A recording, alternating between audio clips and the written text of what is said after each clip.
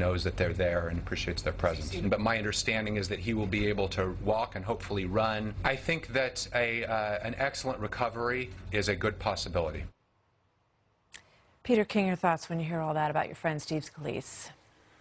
He's a great guy. You know, not everyone in Congress is a great guy or a great woman, but Steve Scalise is really a terrific human being. I don't know anyone who says anything bad about him, and not only that, in a very positive way. I've never met a more friendly guy, more outgoing guy. If nothing else, the first night back every week, he feeds all of us. He has all this Louisiana food in there, and he's always like the gracious host, welcoming everybody. A few times I've been walking through the Capitol at night with visitors. He'll come out and see you, bring them into his office, tour them around, show all the Lincoln memorabilia that's in there. So he's a great guy. And, you know, I was like most people. I thought he just got shot in the hip. That's, how bad can that be? But my sister was a nurse. She called me immediately. And she said, this could be life-threatening. This is really serious. And she was right, unfortunately. But thank God it looks like Steve is doing better. But I know he's still in tough shape, and it's important for all of us to pray for him and to really, stay on his side all the way. You know, given this new information, Pete King, let me stay with you for a moment on this. Sure. What does it do to the security environment for members of Congress, given this new information? I would think, at the very least, whenever there's a gathering of members of Congress, or if they're going to have a town meeting or any kind of public meeting, that there be security there, not just to protect them, but to protect the public, to protect the citizens, the people who show up at the meeting, the people who, let's say, want to go out and watch members of Congress practice or play baseball, who go to a public meeting, go to a town hall meeting. It's important for them, and also for the member of Congress, but also, again, for the general public, for the innocent civilian, that they be protected, because really the climate in this country is at a very dangerous level. So much so that it's almost routine news now when we see a speaker being kept off a campus. This is crazy. And it's time for people to say, hey, this is wrong, knock it off. Let's get back. Listen, I love tough debate. I like a partisan fighting, but there's a certain level you don't go above. You keep it at that level, and then at the end of the day, you go out and have a drink. But it is above that level. You know, I mean, that's what we're living in now. We are living in a very different moment in this country, and you can feel the fabric of the nation fraying a little bit. It is torn, and I hear people talking about things, you know, as extreme as civil war, you know, just sort of having that divide that pits people so strongly against each other that it ends up with someone who is obviously unhinged going that extra step and bringing a gun to a baseball field. I mean, I don't know how we get back to, everyone talks about this now during the course of this week, and I want to get your thoughts on it, Pete, and then bring back in the rest of our panel. Who can be the leader in getting back to this? Because President Trump, you know, it says he wants to unify everybody, but a lot of people feel that some of his discussion and his narrative during the course of this campaign added to the problem. Yeah, well, again, I think it is important for the president to help turn this around. I think all of us in the public eye, those of us who are on television, radio, but I would say mainly our nation's leaders, and it's Democrat and Republican, and of course the president, have to find a way to make your points forcefully, articulately, but within reason. I mean, I go back, and not that it was a honeymoon period per se, but you have Ronald Reagan and Tip O'Neill. You couldn't have had two national leaders with more divergent views on totally. Tip O'Neill was probably the most liberal Speaker of the House of Representatives they ever had until that time. Ronald Reagan, the most conservative president. And I don't think they necessarily loved each other, but they got things done. They realized they had to get it done. They fought as hard as they could. And they figured out a way to be friends. And then, absolutely. Congressman Pete King, thank you so much. Good to have you with us tonight. Thank you, Mother. Joining me now is our exclusive guest, Arizona Congressman Trent Franks, for an interview tonight. Congressman Franks, thank you very much for being here. I know that you received some information that is very troubling this evening. Can you please share with us what you know? Well, Martha, I don't want to disappoint anyone. I'm not able to confirm the reports that you're talking about, specifically because there's an ongoing investigation. I know you understand that, but there are certainly many indications now that the shooter was premeditated in his actions, and I think that points to a very, very troubling circumstance in our country. And I think, in a sense, you hit on it just a moment ago. You know, you said that this country once fought a civil war where we shot each other to doll rags on the Civil War battlefield. And ironically, part of that problem was that we couldn't really speak to the big issues as we should in a political environment. We let decency toward each other devolve into invective, and then invective devolved into to violence. And the bottom line is, we are going to have to stop in this country trying to figure out who's right and try to discover together what is right. And we're going to have to be able to speak to the great issues that divide us using a principled persuasion rather than just scream at each other. And I know a lot of people have articulated that better than I can. But let me just suggest to you that this is a different country in that we solve our problems by ballots instead of bullets. And it's important for two groups of people in this country to really understand what we have to do together. One, we all have to articulate the great principles that made us the nation that we are, and we have to do so in a loving, principled persuasion kind of approach. And then secondly, we all have to be more susceptible to a principled argument. Truth has to be re-invited to the discussion, because otherwise, then when truth is just dismissed out of hand, then when these great issues face us, it leaves us with no option. Well, Congressman Franks, there are a lot of stories floating around out there. Can you confirm or deny that you have been contacted, that your name was on that list, sir? Well, Martha, I can, but I won't, because I feel like it's important. You know, the Capitol Police have shown themselves to be noble beyond words. I know it's an easy moment to try to express gratitude to people like them, but they put themselves at profound risk for all of us. They, in a sense, lay down their lives for their friends, which is the biblical admonition that reaches the very pinnacle of what it's all about. And so the last thing I'd ever want to do would be to complicate anything that they're already doing. So are you saying that they are in the middle of an ongoing investigation? Have you been notified by anybody that would include you? I have been notified that there is an investigation, and that, yes, that I might be involved in that investigation. But, you know, I certainly can't go any further than that.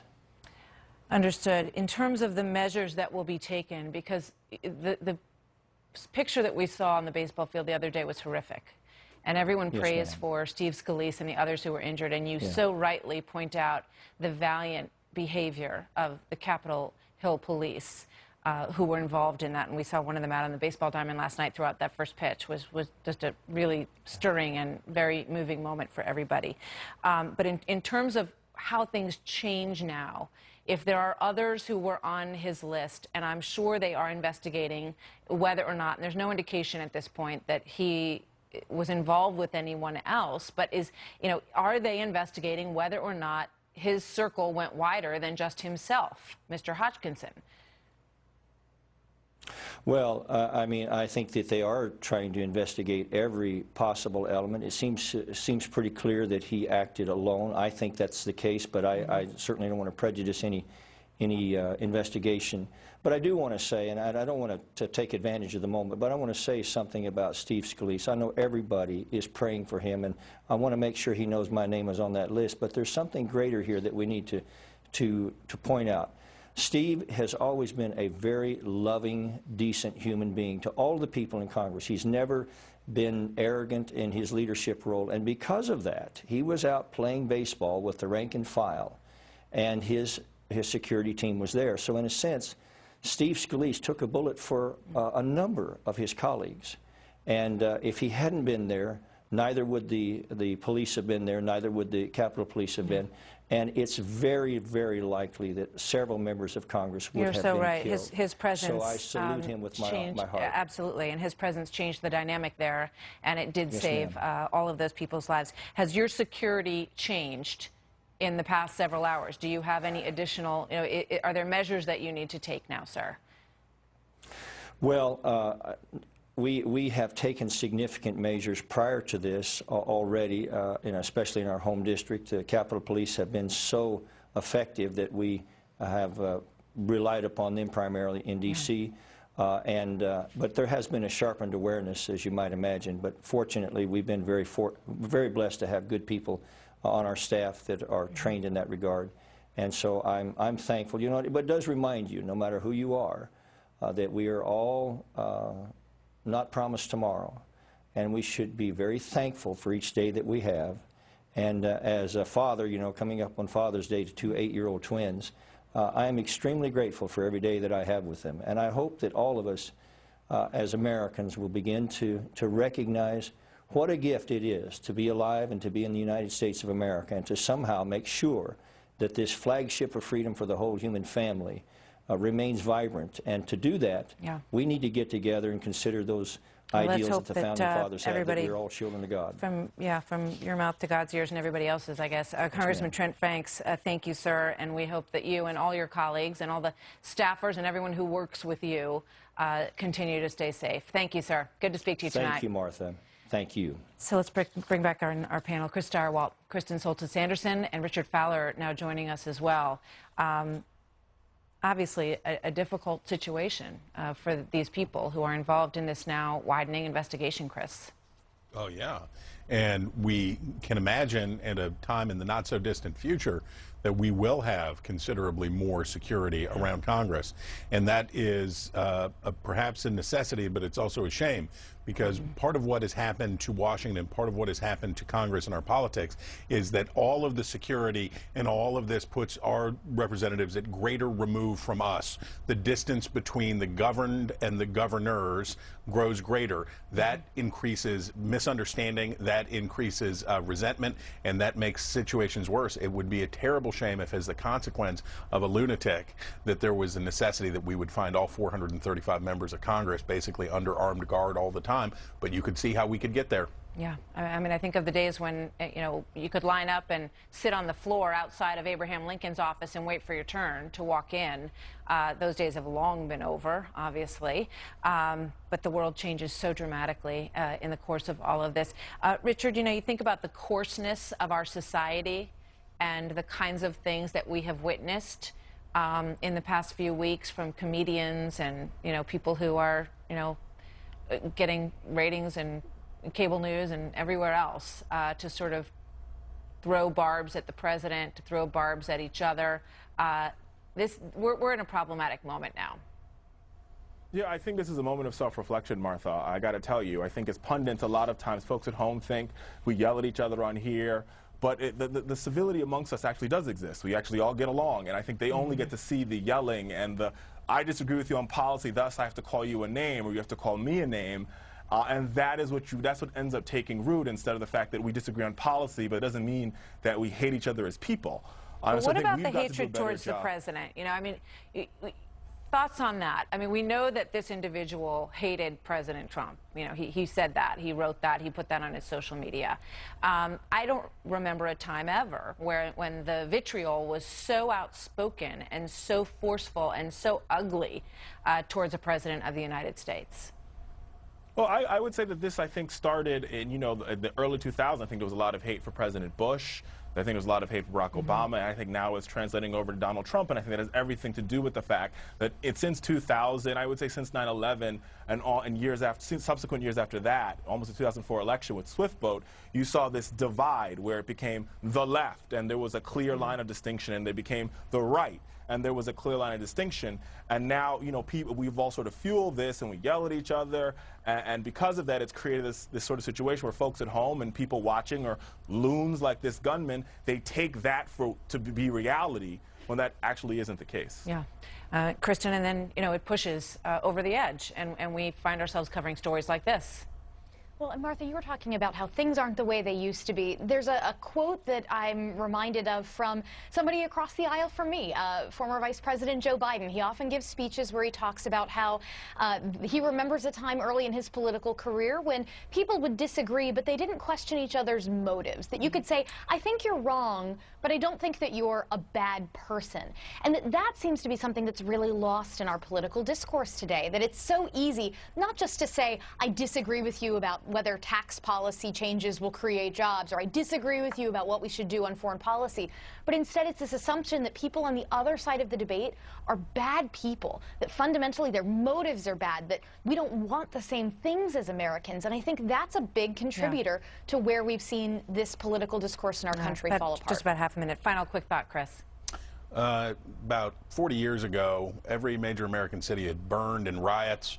The federal government had profligately lied to the American people about the Vietnam War. The president was about to resign. We had assassinated a president, his brother, Martin Luther King, Malcolm X. Times were very bad in the United States in the mid-1970s. We're going to be okay.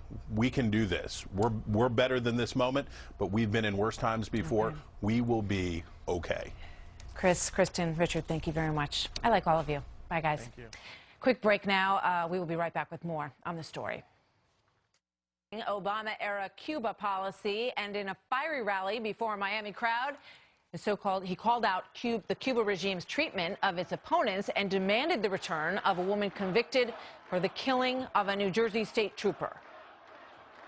We challenge Cuba to come to the table with a new agreement that is in the best interests of both their people and our people, and also of Cuban Americans. To the Cuban government, I say, put an end to the abuse of dissidents. Release the political prisoners. Stop jailing innocent people. Open yourselves to political and economic freedoms. Return the fugitives from American justice, including the return of the cop killer, Joanne Chesimard. That in particular, a very hot issue. Peter Ducey live at the White House with more on this tonight. Good evening, Peter. Good evening, Martha. President Trump says he doesn't want the Castro regime to benefit any more from U.S. tourist dollars, so he's made it a lot harder now for U.S. tourists to visit there and a lot harder for U.S. businesses to set up shop there until the Castros meet his demands, including sending back the cop killer Joanne Chesimard, freeing all the political prisoners arrested and jailed by the communist government, and scheduling a fair election where all political parties can legally compete. The president made this announcement down in Miami's Little Havana neighborhood because he thinks the Obama administration authored a one-sided deal that benefited Cuba a lot more than the U.S. Although a U.S. embassy that opened there and a Cuban embassy that opened here are going to keep their doors open for now. This is a policy that Congress wasn't consulted about, so it can be easily undone. However, another Obama-era policy constructed without Congress is apparently staying in place for a little longer. The Homeland Security Secretary and Attorney General are not making any changes right now to the Deferred Action for Childhood Arrivals program, also known as DACA, which has prevented 750,000 young people brought here by adult illegal immigrants from being deported, and which was something that candidate Trump vowed to get rid of. We will immediately terminate President Obama's 2 illegal executive amnesties in which he defied federal law and the Constitution to give amnesty to approximately 5 million illegal immigrants. 5 million.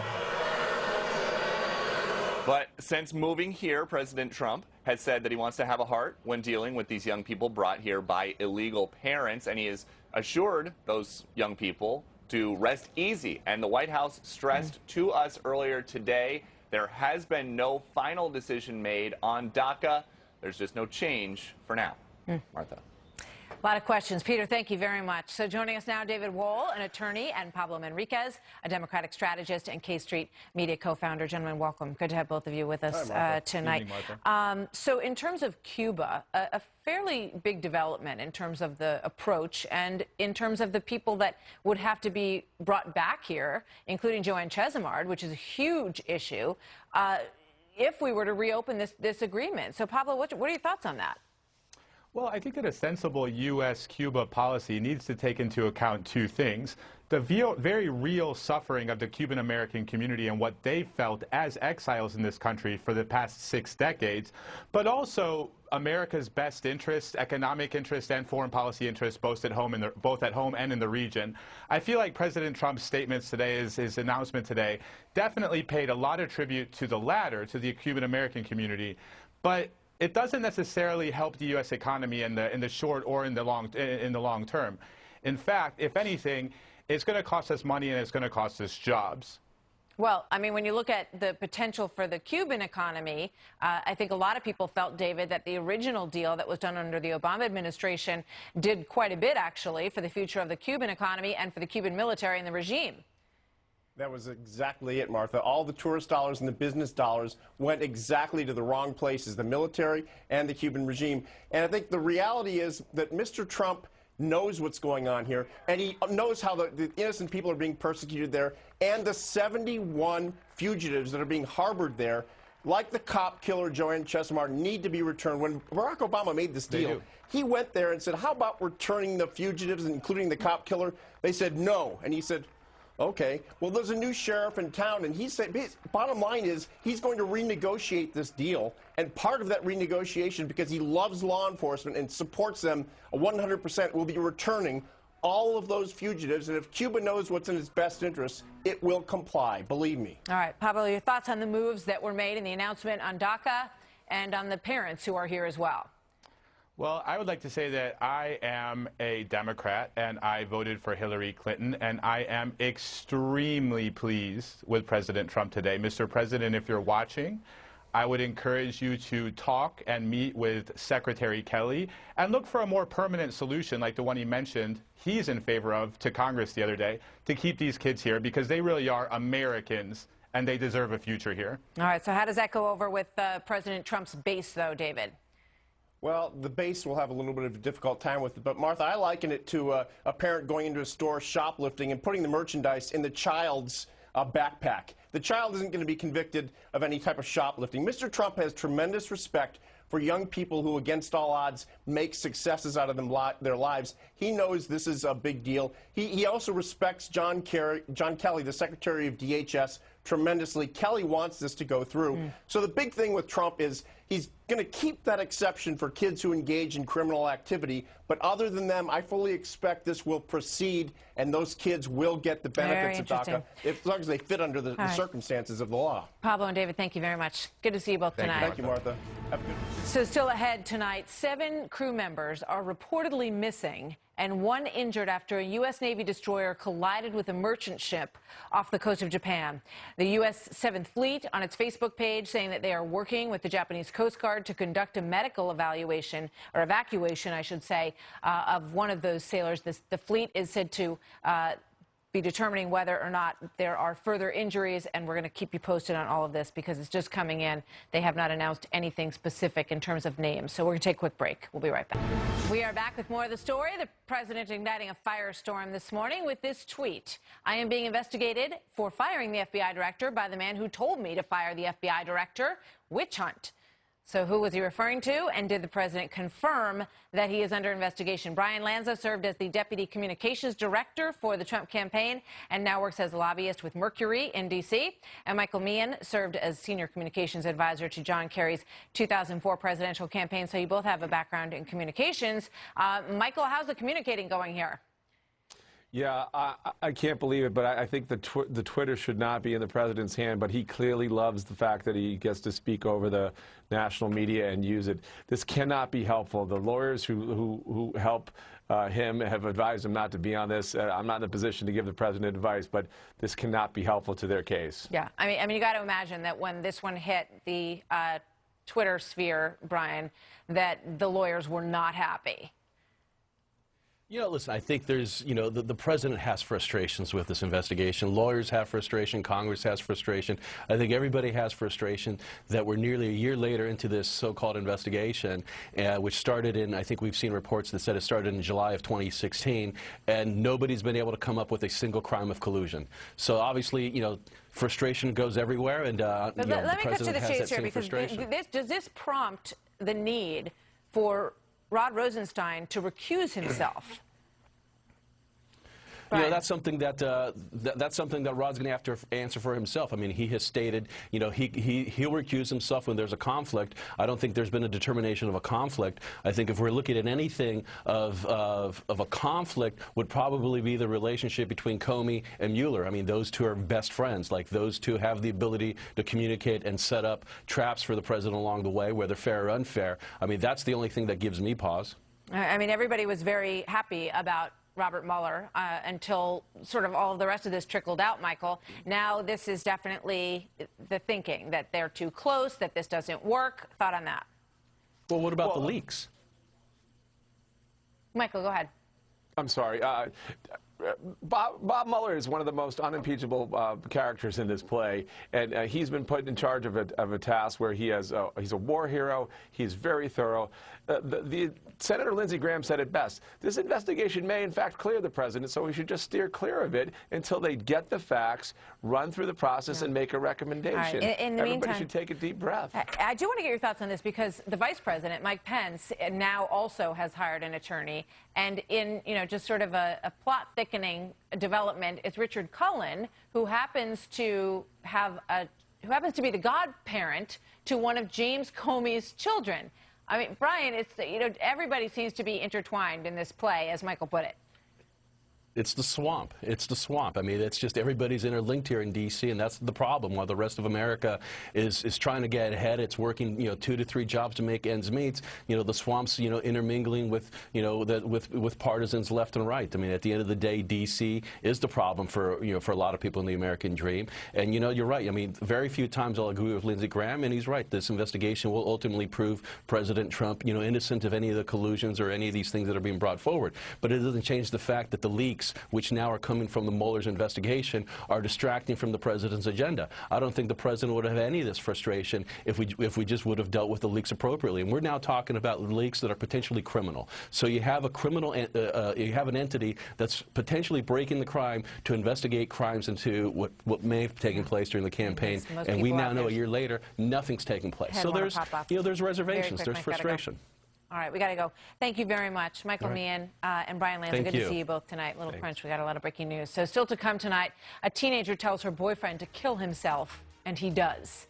So is she guilty in his death? The shocking verdict that you must see after this. And President Trump promised to go after MS-13, and guess what? It is working. We're going to talk about that when we come back. Not pleasant for MS-13. Get him the hell out of here, right? Get him out. Consequences for criminals.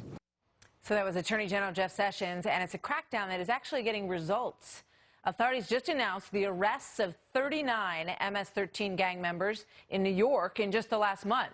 Back now with us tonight, Congressman Peter King. His own community in New York has experienced firsthand the brutality of MS-13. Congressman, welcome back. Good to see you again this evening. Thank you, Mother. So give everybody a sense of the brutality that happened at the hands of MS-13 in your area. These are the most brutal murders imaginable. Just in the last year, there's been 17 murders in my district alone, within 20, 25 minutes of my home. And these aren't just killings. These are young girls whose faces are cut open, whose eyes are gouged. They're chopped up with machetes. Their faces are almost cut off completely. Pictures are taken, videos are taken and sent to their families. And these are 14, 15-year-old, 16-year-old girls. And there's no real motive for these. This isn't even like any money involved. These are sadistic murderers for the sake of murder. And it's been going on, and I have to give the FBI, Homeland Security, credit, local police, but President Trump, I spoke to him back in April of this year. He pledged that he would do all he possibly could. Attorney General Sessions came to my district, to the Central Islip Federal Courthouse back on April 28th. He made a full commitment, Attorney General Sessions did. We're having a congressional hearing this Tuesday at the courthouse. I'll be chairing it. But again, I give the administration credit, but also the local police, Suffolk and Nassau County, and the FBI and Homeland Security. They're really working together, and the president is pledged to destroy ISIS. And that has sent a real message and a real vote of confidence to the local police and to the FBI and Homeland Security. Tremendous progress is being made, and this is exactly what the administration said it wanted to do. While we were talking, Congressman, we do now have a release of the list that we spoke to you about prior, and it has been confirmed and now officially released. The names of 6 House Republicans whose names were on the list that were found in James Hodgkinson's van, and included on that list is Trent Franks from Arizona, who we spoke with a little while ago and who confirmed to us that he was part of an investigation. As he put it at the time, he was waiting for the official announcement to come out.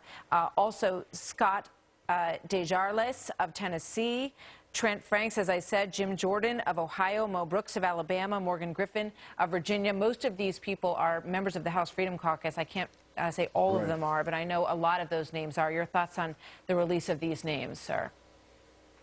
You know, they